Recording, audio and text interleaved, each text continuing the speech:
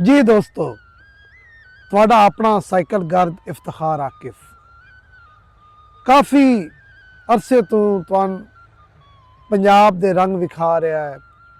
पंजाब दी लोक मौसीकी, लोक गीत, लोक तारीख और ज़िला सरगोदा, तहसील साहिवाल, तहसील शाहपुर, दरियाए झेलम दे आर पार पंजाब दे नज़ारे और हुण साइकिल गर्द की कोशिश है कि एक नवे रंग नाल नवे लोगों नाल तुहाडे सामने अपना कंटेंट रखे। दोस्तों, देसियो परदेसियो, हुण एक नवे लोगों दे नाल और नवी थीम ट्यून दे नाल साइकिल गर्द अपने वीडियोज़ नूं ज़्यादा अच्छे अंदाज विच तुहाडे सामने लिया रहा है।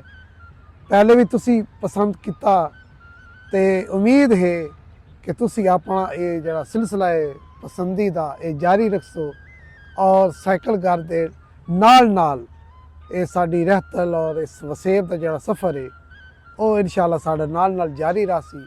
शुक्रिया।